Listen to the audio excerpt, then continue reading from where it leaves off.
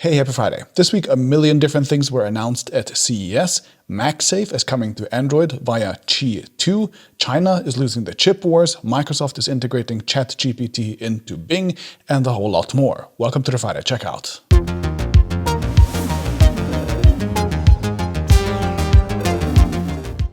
This video is sponsored by Brilliant.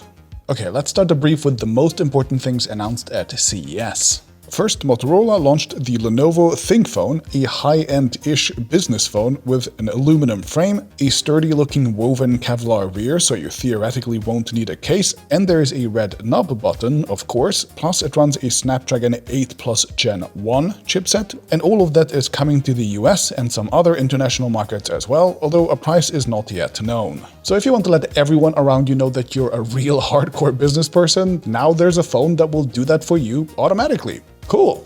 Then Samsung showed off a bunch of foldable/rollable/slidable concepts, including the Samsung Flex Hybrid, a concept that folds and slides, saying that 2024 might be the year when multi-folded devices finally come to market. And besides screens, Samsung also announced an actual phone, a budget Galaxy A14 that brings a 90Hz display to the market for $200. Sony and Honda also just announced that their electric car brand will be called Afeela for some reason, and that they hope to have an EV ready for the North American market by 2026. Then Dell announced a new 32-inch 6K ultra-sharp monitor, which is an alternative to Apple's Pro Display XDR in size and resolution, but significantly uglier with that huge forehead, so it's hopefully also cheaper. That's a super busy CES, plus we're only like halfway through it, so there's a whole lot more that could still be coming.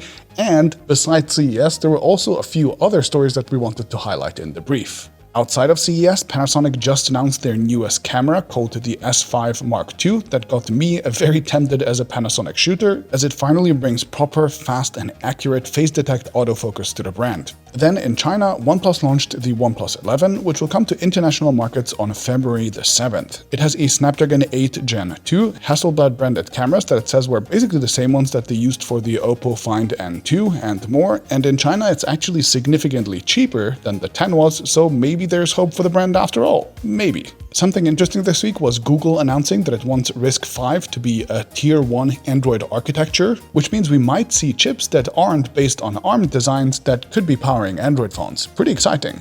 And finally, MacBook owners have 2 months to claim up to $359 over damaged butterfly keyboards, so if you had issues with yours, go to the link in the description to see if you are eligible. I've also put links to most of the newly announced products down in the description, so check those out if you're interested. If you're still with me after this insanely long brief, then let's move on to the first story of the week, which is going to be about wireless charging and the Qi2 standard. So at CES, the Wireless Power Consortium, or WPC, announced Qi2, the successor to the popular Qi wireless charging standard. Now, because this is a consortium, much like USB and HDMI and so on, the likes of Apple, Samsung, LG, Qualcomm, and IKEA are together on this new standard, as they sort of hope for this to become the USB-C of wireless charging. Qi2 is a standard that's supposed to fix many of the shortcomings of the previous generation and is going to come to devices starting at the end of 2023.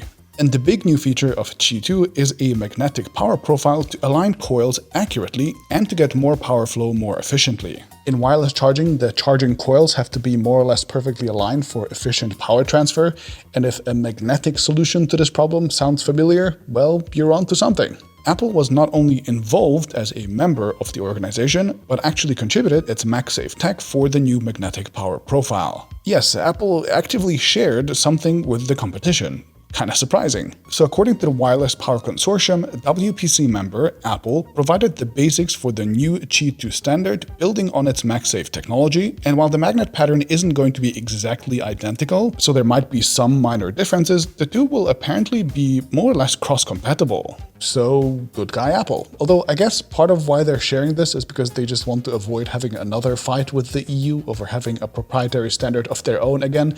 So that might be part of the reason, but it's good for the industry anyway, and I bet somebody at Apple is saying, Qi2, no fight with the EU. Somebody must be saying that, right? Not just me. Anyway.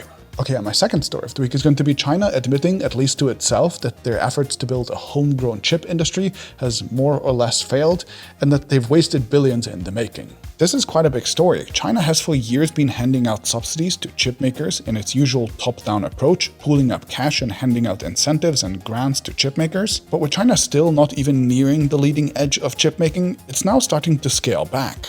Of course, China is having a tough time economically in general, so they might have to conserve cash. And another big factor is that a lot of money has just gone missing.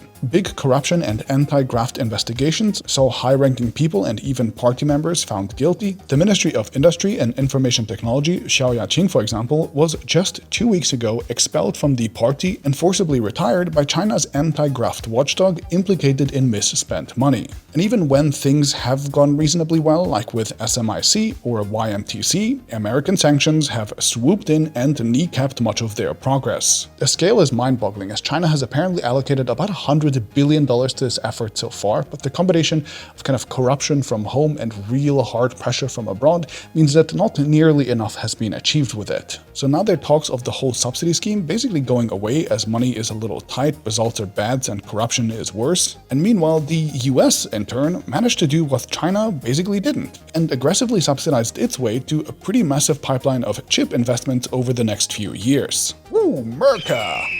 I guess.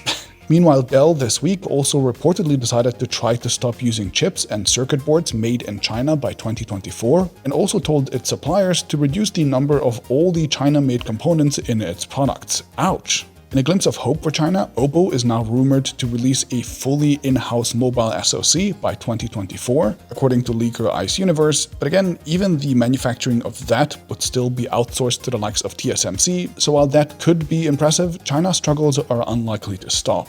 Okay, my third story of the week is going to be Microsoft apparently looking into integrating ChatGPT into Bing, which might be a better marriage than you might realize. Bing is pretty far behind Google in most markets, at least when it comes to market share, and has been for a while. But starting in March, Microsoft is reportedly going to start testing a version of Bing that uses ChatGPT to answer search queries, offering answers that can be better understood than just website links for some things. Now, ChatGPT is kind of slow, so it might be challenging to integrate into a search engine, and it also likes to confidently claim completely inaccurate things, so that's maybe a problem, and even the CEO of its creator, OpenAI, cautioned that it's a mistake to be relying on it for anything important right now. Still, it's an interesting experiment when Google is kind of just slow and cautious with their AI advances recently, and Microsoft actually has a reason to feel some pride about the ChatGPT anyway. The company did invest $1 billion into OpenAI and has been one of its biggest supporters, so it makes sense that they would want to use their tech.